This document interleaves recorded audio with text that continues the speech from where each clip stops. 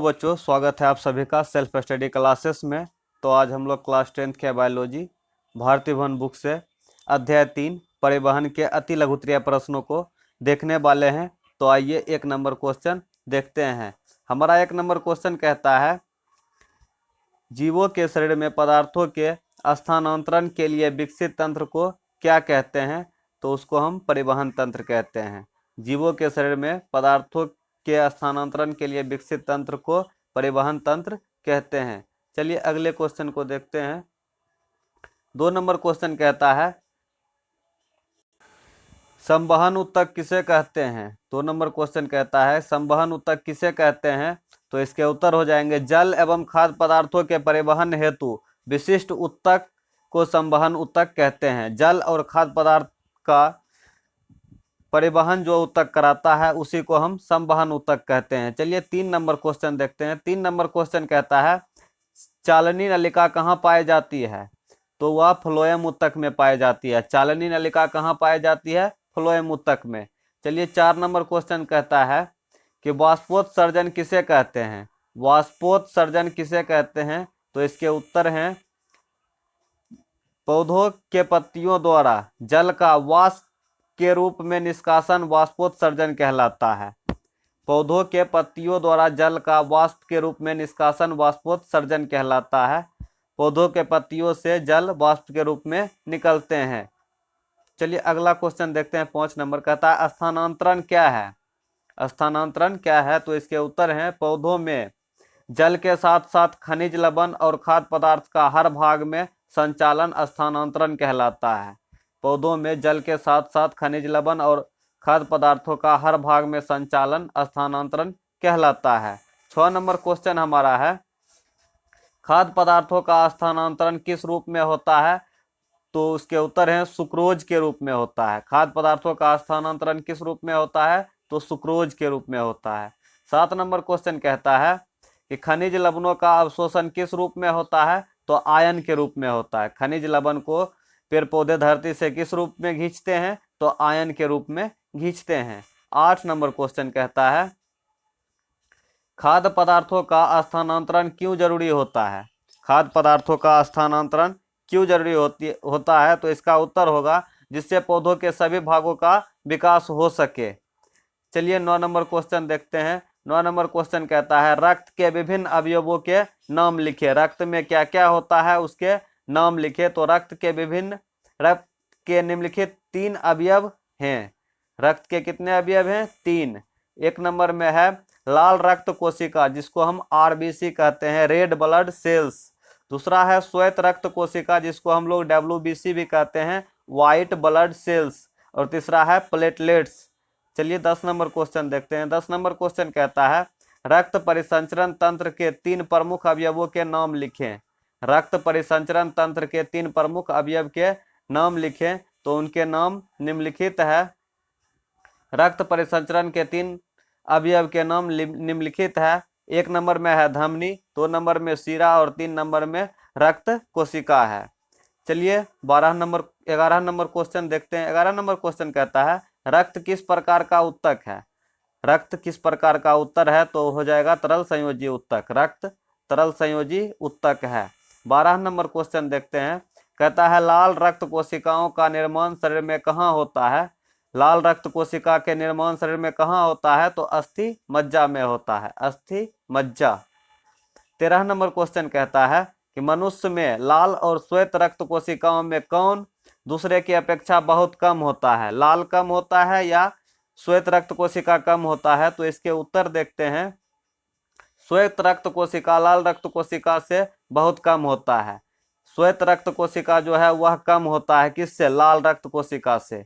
14 number question कहता है, रक्त लाल क्यों दिखते हैं? रक्त जो खून हमारा है वह लाल क्यों दिखते हैं? तो हीमोग्लोबिन के कारण। रक्त में हीमोग्लोबिन पाया जाता है, जिसके कारण रक्त लाल दिखते हैं। 15 नंबर क्वेश्चन है, मनुष्य के हृदय में 4 कौन कौन से बेसम होते हैं?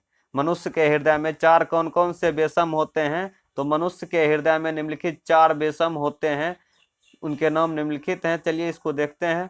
पहला है दायां अलिंद, दूसरा है बायां अलिंद, तीसरा है दायां निलय और चौथा है बायां निलय। चलिए 16 नंबर क्वेश्चन देखते हैं। 16 नंबर क्वेश्चन कहता है शरीर के सभी भागों से अशुद्ध रक्त को हृदय के दाएं अलिंद में ले जाने वाली रक्त वाहिनी का नाम लिखे। शरीर के सभी भागों से अशुद्ध रक्त को हृदय के दाएं अलिंद में ले जाने वाले रक्त वाहिनी का क्या नाम है? तो इसका उत्तर देखते हैं। इसके उत्तर हो जाएंगे अग्र महाशिरा और पार्श्व महाशिरा शरीर के हर भागों से अशुद्ध रक्त को हृदय के दाएं अलिंद में ले जाती है। अग्र महाशिरा और पार्श्व महाशिरा शरीर के हर भागों से अशुद्ध रक्त को हृदय के दाएं अलिंद में ले जाती है। अशुद्ध रक्त कहने का मतलब हुआ जिसमें ऑक्सीजन नहीं होता है बल्कि कार्बन डाइऑक्साइड होता है। चलिए 17 नंबर क्वेश्चन देखते हैं। हृदय के बायां अलिंद निलय छिद्र पर स्थित कपाट का नाम लिखे। हृदय के बायां अलिंद निलय छिद्र पर स्थित कपाट का क्या नाम है? तो उसका नाम है द्विदलीय कपाट। क्या हो जाएंगे? द्विदलीय कपाट। चलिए 18 नंबर क्वेश्चन देखते हैं। 18 नंबर क्वेश्चन कहता है फेफड़े से शुद्ध रक्त को बाएं अलिंद में ले जाने वाले रक्त वाहिनी का नाम लिखे। फेफड़ा से शुद्ध रक्त को बायां अलिंद में ले जाने वाले रक्त वाहिनी का नाम लिखे तो उसका नाम हो जाएगा फुफ्फुस शिरा। चलिए 19 नंबर क्वेश्चन देखते हैं। 19 नंबर क्वेश्चन कहता है हृदय के बेसमों का संकुचन क्या कहलाता है? हृदय के जो बेसम है उसका संकुचन क्या कहलाता है? तो वह सिस्टोल कहलाता है। क्या कहलाता है? सिस्टोल। चलिए 20 नंबर क्वेश्चन देखते हैं। 20 नंबर क्वेश्चन कहता है शरीर की ऐसी धमनी का नाम लिखे जिसमें भी ऑक्सीजनित रक्त प्रवाहित होता है। शरीर की ऐसी धमनी का नाम लिखे जिसमें भी ऑक्सीजनित रक्त प्रवाहित होता है अर्थात जिसमें ऑक्सीजन नहीं होता है तो उसका नाम हो जाएगा फुफ्फुस धमनी। क्या हो जाएंगे? फुफ्फुस धमनी। 21 नंबर क्वेश्चन कहता है कि शरीर की ऐसी शिरा का नाम लिखे जिसमें ऑक्सीजनित रक्त प्रवाहित होता है अर्थात जिसमें ऑक्सीजन सहित रक्त प्रवाहित होता है तो उसका नाम हो जाएगा फुफ्फुस शिरा। चलिए 22 नंबर क्वेश्चन देखते हैं। 22 नंबर क्वेश्चन कहता है विभिन्न शिराएं आपस में जुड़कर किस रक्त वाहिनी का निर्माण करती है? विभिन्न शिराएं आपस में जुड़कर किस रक्त वाहिनी का निर्माण करती है? तो इसके उत्तर हो जाएंगे शिरा का निर्माण करती है।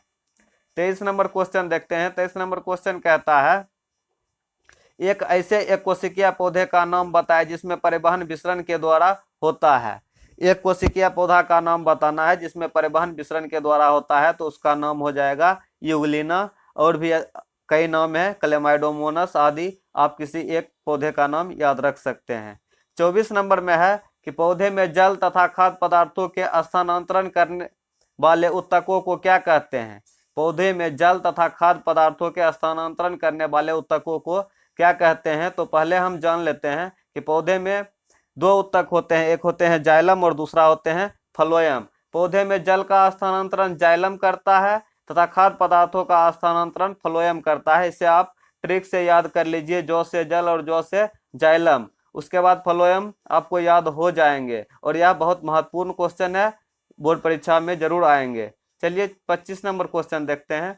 25 नंबर क्वेश्चन कहता है जल संवहन ऊतक में पाया जाने वाली लंबी तथा बेलनाकार नलिकाएं क्या कहलाती है? जल संवहन ऊतक में पाई जाने वाली लंबी तथा बेलनाकार नलिकाएं क्या कहलाती है?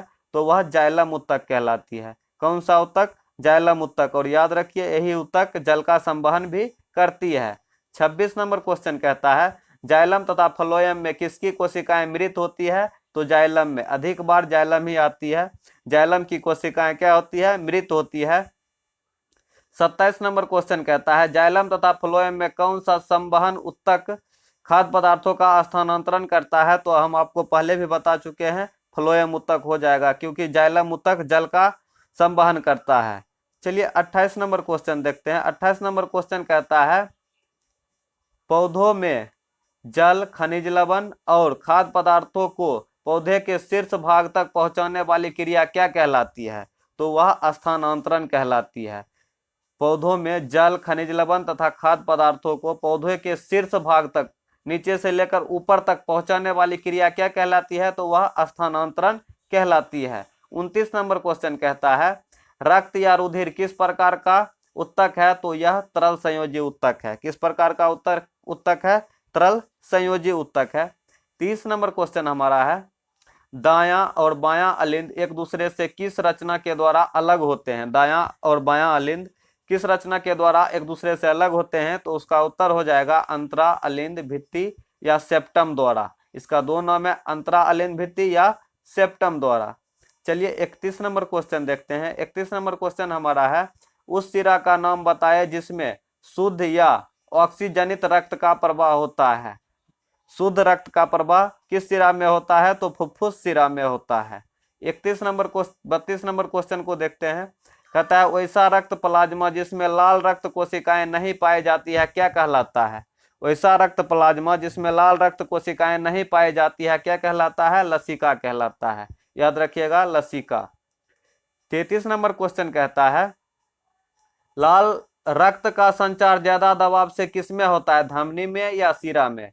तो रक्त का प्रभाव ज्यादा दबाव से धमनी में होता है। रक्त का संचार ज्यादा दबाव से धमनी में होता है। याद रखिए, पहला जो है उसी में होता है। 34 नंबर कहता है, रक्तचाप की माप किस उपकरण से की जाती है? यह हमारा लास्ट सवाल है। रक्तचाप की माप किस उपकरण से की जाती है? तो ब्लड प्रेशर की माप जिस उपकरण से की जाती है उसका नाम हो गया एस्फिग्मोमैनोमीटर। इसी से ब्लड प्रेशर की माप की जाती है। चलिए दोस्तों, अगर आपको वीडियो अच्छा लगा हो तो वीडियो को लाइक तथा चैनल को सब्सक्राइब जरूर करें। Thanks for watching.